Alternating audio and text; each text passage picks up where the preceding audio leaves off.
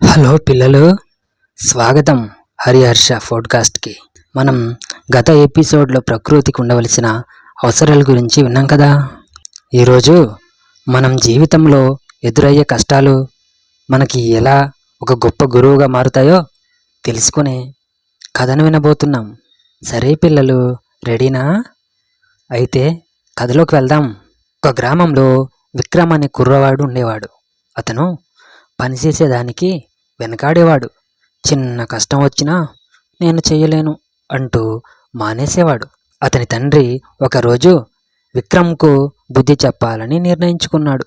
అప్పుడు తండ్రి, విక్రమ్, కష్టపడకపోతే జీవితంలో ఎప్పటికీ విజయం సాధించలేవు అని అన్నాడు తండ్రి. కానీ కష్టపడి ఏ లాభం? జీవితంలో సులభమైన మార్గం చూసుకోవచ్చు కదా. తండ్రి నవ్వి అతనికి ఒక పరీక్ష పెట్టాలనుకున్నాడు. తండ్రి విక్రమ్ను అడవి రహదారిలో నడవమన్నాడు.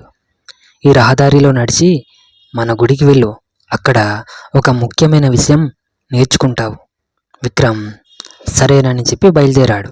అయితే కొంత దూరం వెళ్ళగానే పెద్ద పెద్ద రాళ్ళు, మడుగులు, కష్టమైన మార్గం చూసి తిరిగి వెళ్ళిపోదామనుకున్నాడు.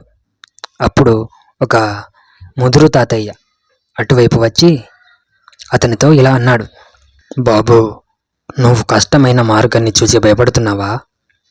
కానీ ఈ రహదారి శివార అద్భుతమైన అనుభవం ఉంటుంది.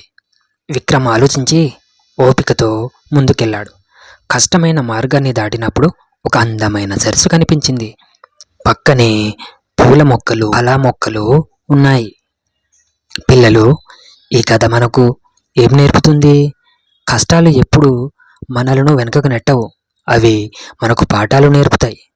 సులభమైన మార్గాలను కాకుండా కష్టమైన మార్గాలలో ప్రయాణిస్తేనే నిజమైన విజయాన్ని పొందగలం. ఓపిక, పట్టుదల ఉంటే జీవితంలో ఎప్పుడూ నెగ్గగలం. విక్రమ్ నేర్చుకున్నట్టు మనం కూడా కష్టాన్ని ఒక అద్భుతమైన గురువుగా తీసుకోవాలి. మీకు ఈ కథ నచ్చిందా? అలా అయితే మా హరిహర్ష పాడ్కాస్ట్ను ఫాలో అవ్వండి, లైక్ చేయండి, ఇంకా మీ స్నేహితులతో షేర్ చేయండి. మరిన్ని అద్భుతమైన నీతి కథలతో మళ్ళీ కలుద్దాం. Bye bye.